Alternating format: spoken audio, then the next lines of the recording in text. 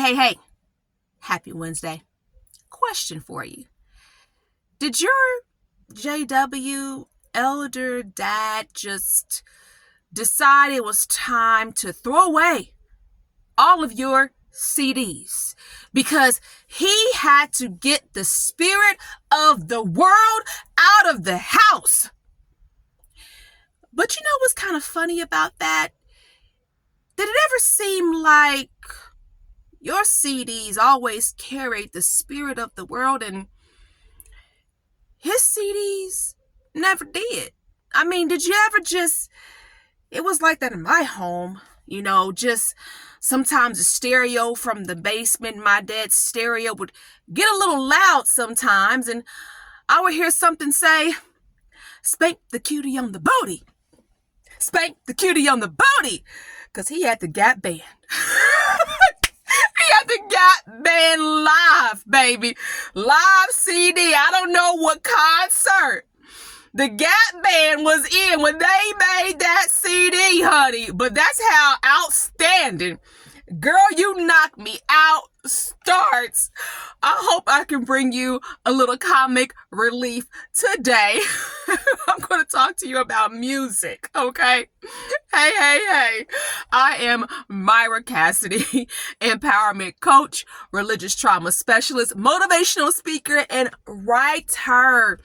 And this is Sisters Living with Religious Trauma Syndrome. What am I talking about? What am I doing? I am raising awareness to an emerging field.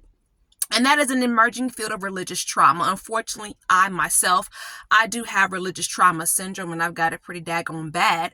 But my goal here is to raise awareness and to bring information, to put information out there so sufferers, especially women, this is my niche, who are Jehovah's Witnesses, can understand what's happening to them and their bodies. So they will know, first of all, you're not crazy. This is real.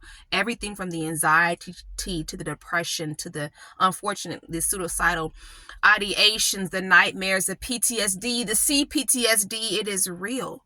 It is real. So why would people still want to be a witness? Well, there's a lot of reasons why some people do choose to, as I explain it, deconstruct without deconversion. And it is a much harder journey, in my opinion, to travel because the rumination is so bad, right? You're not walking completely away. You're holding on to so many core principles and core values, but also learning how to let go of the destructive ones. So community is so important in this space. But I have actually put out some pretty sensitive videos lately. So I thought maybe I'd tell a funny story instead. And anytime that I can tell a funny story, I am glad to.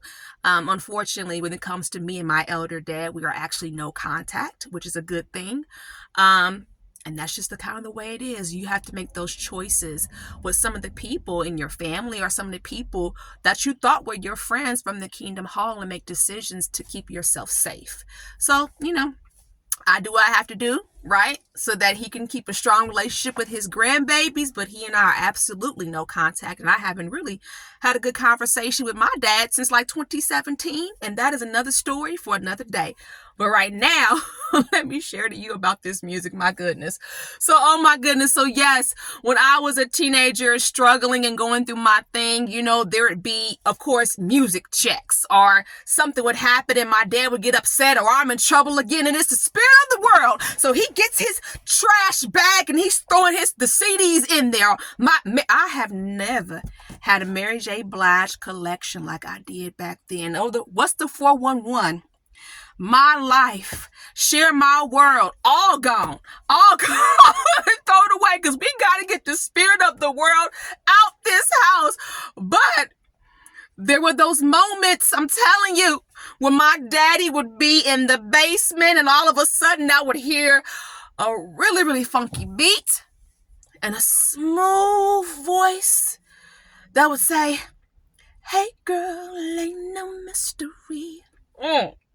At least, as far as I can see." Oh, wait a minute. We had the Isley Brothers' greatest hits. It was always my CDs or another child's CDs, whenever his collection that carried the spirit of the world. Wait a minute. Let me tell you about in middle school why I had major beef with Shanté Moore, R&B singer. Shanté Moore, I didn't like her. Did not like Shanté Moore in middle school. It wasn't until I got much older and I can appreciate Shanté Moore that I enjoyed her music. But when I was in middle school, we talking about when Precious came out. Her first debut album, Precious, Your Love So Precious. My daddy played it out. He would play that. He would play that CD out, honey. I promise you, it wasn't even on repeat. He was going back and hitting the repeat button. He was hitting the repeat button on Love So Precious, because Shanté Moore said to this man, "You're with me, I'm with you, and this is reality. We're together like never before. You know I want you more. Heaven must have sent you. So precious your love." Oh my God. Don't you know sometimes my daddy, he would just stop in his tracks and he would look at me. He would say, Myra, Shanté Moore. What does that mean? He would just stop. He'd be like, Shanté Moore, Myra. What does that mean? He would do that so much.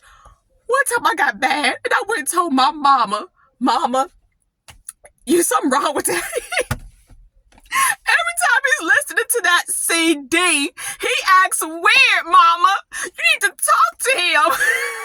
My daddy, oh my goodness. Shanté Moore. That's all he would do. Wait a minute. I got another story for you. That's going to be it for today.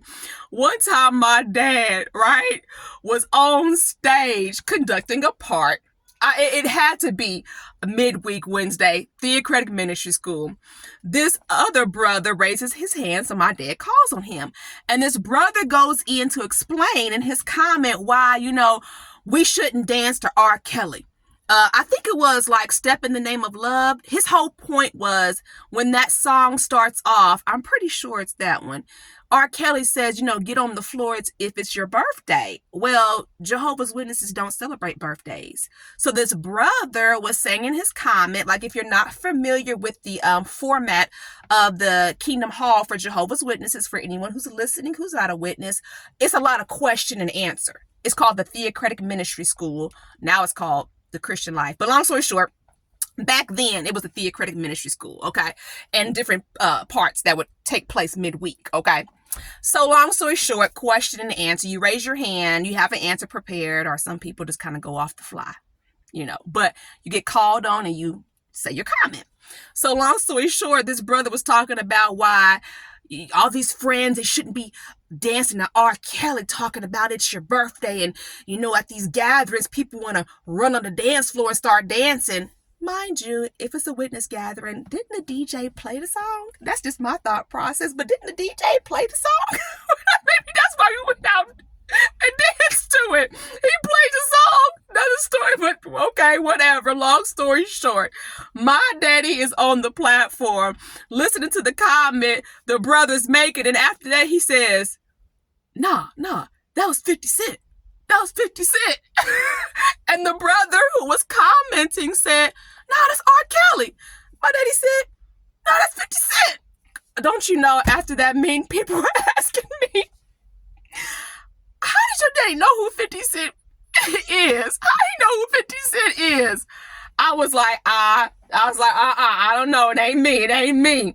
Because if you know who 50 Cent is, he's a rapper. And back then, he had a popular song, and it would say, go Shanté, it's your birthday. We gonna party like it's your birthday. And people were like, wait a minute. How does your daddy know that song? It was funny. I promise you, it was funny. People were laughing during that time. But that comment, it was funny. Long story short, on the flip side, right? I will say this. My dad was the kind of elder who, in my opinion, he figured he was going to listen to the music to figure out why young people were attracted to it. And he was getting real analytical with it. Like, why are people listening? Why is the music getting so many teens in trouble? What is it in this music, you know?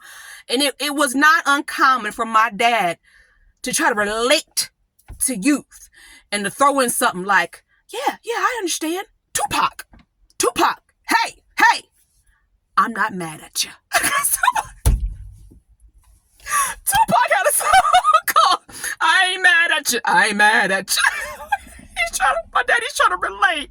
Oh my goodness. That's my story for today. I had to bring it with some comedy. I have been laughing about this like for days, remembering this. Oh my god. Shanté Moore. Myra. Shanté Moore. My goodness.